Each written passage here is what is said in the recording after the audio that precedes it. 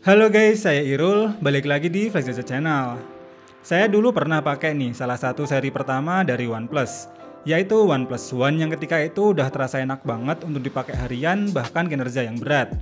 Dan kali ini saya bersempatan nih buat nyobain generasi ke-6 yang hadir pada seri OnePlus 60. Yang waktu awal rilis 3 tahun yang lalu, HP ini dijual seharga 8 jutaan.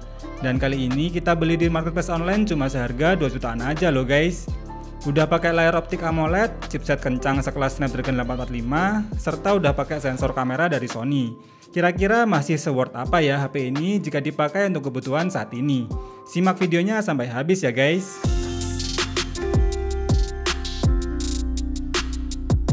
Dari desainnya saja, HP ini sebenarnya udah kelihatan nih kalau udah termasuk kelas flagship. Feel ketika digenggam terasa cukup berat berkat bahan kaca di kedua sisinya, serta aluminium frame dengan build quality yang solid dan kokoh.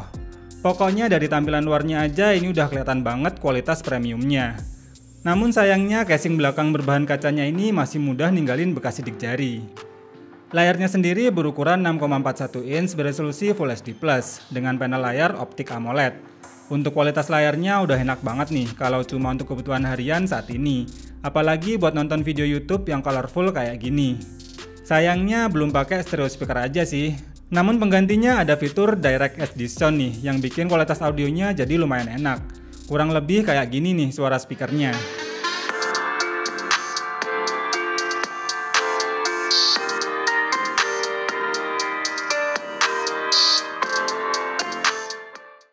Dan canggihnya lagi, HP ini udah membenamkan sensor sidik jari di layar loh, yang punya tingkat akurasi yang lumayan akurat dan respon yang juga cepat.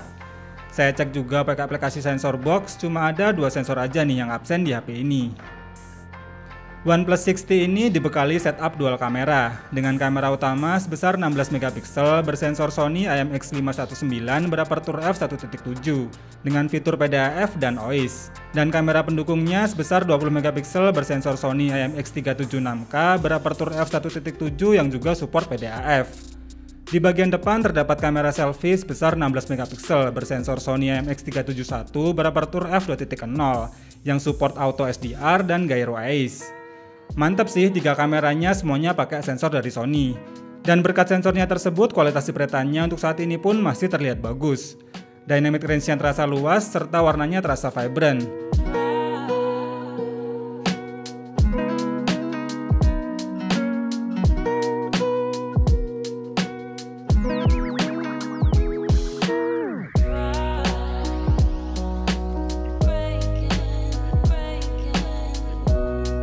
Bahkan di kondisi minim cahaya atau malam hari, fotonya tetap masih bagus nih.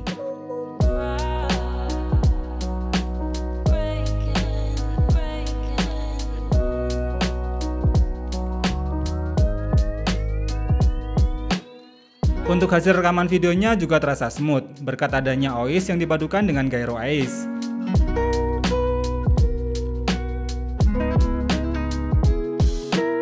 Nah, kalau ini kamera depannya OnePlus 60 yang katanya ada gyro eyes-nya. Gimana, stabil apa enggak ini posisi jalan? HP ini tenaga chipset dari Qualcomm Snapdragon 845 yang berfabrikasi 10 nanometer. Dengan clock CPU mencapai 2,8 GHz yang dipadukan dengan GPU Adreno 630 dengan RAM 8 GB LPDDR4X dan internal storage 128 GB UFS 2.1. Untuk skor pengetesan AnTuTu versi 9-nya bisa mendapatkan skor 413 ribuan dengan skor CPU di 103 ribuan dan GPU di 160 ribuan. Lalu untuk Geekbench 5 tesnya juga bisa mendapatkan single core 510 poin dan multicore 2280 poin. Dengan skor benchmark yang terbilang masih powerful ini, tentunya buat jalanin game berat sih tetap masih enak ya. Game yang pertama saya tes adalah PUBG Mobile. Game Battle Royale yang paling populer ini bisa terbuka untuk settingan SDR Ultra atau Smooth Extreme. Dan saat dimainkan pakai settingan Smooth Extreme, gameplaynya tetap terasa lancar dan minim terjadi frame drop. Baik sensor gyro ataupun touchscreen-nya tidak terasa delay sama sekali. FPS rata-ratanya bisa mencapai 55 fps, dan frame drop yang wajar bisa mencapai 50 fps. Suhu panas HP maksimal di 42 derajat Celcius yang masih cenderung hangat dan tidak begitu panas. Dan selama 30 menit bermain, baterainya berkurang sekitar 14%. Game kedua, Asphalt 9 Legends. Game arcade racing yang memiliki data sebesar 2 GB lebih ini, settingan defaultnya udah bisa unlock 60 fps. Dan saat saya mainkan pada settingan high quality, gameplaynya tetap cenderung smooth walau tetap terkadang ada frame drop di momen tertentu, ketika sedang bertabrakan atau saat full efek animasinya ditampilkan. FPS rata-ratanya bisa mencapai 55 fps dan frame dropnya bisa mencapai di bawah 50 fps. Suhu panas HP maksimal di 42 derajat Celcius, yang lumayan terasa hangat namun masih wajar. Dan selama 30 menit bermain, baterainya berkurang sekitar 15%. Lalu saya tes juga buat mainin game terberat yaitu Genshin Impact. Game yang memiliki data hingga 10 GB ini settingan defaultnya berada di medium. Kalau main di settingan ini masih terasa lancar. Tapi kalau dipaksa setting rata kanan tetap saja bakal frame drop saat full efek animasinya muncul. Dan yang paling terasa adalah suhu panas HP yang cenderung paling panas dibanding 2 game sebelumnya. FPS rata-ratanya bisa mencapai 35 fps dan frame dropnya tetap gak stabil sampai 20 fps. Suhu panas HP-nya bisa mencapai 46 derajat Celcius, yang lumayan terasa panas dan cukup bikin gak nyaman. Dan selama 30 menit bermain, baterainya berkurang sekitar 19%.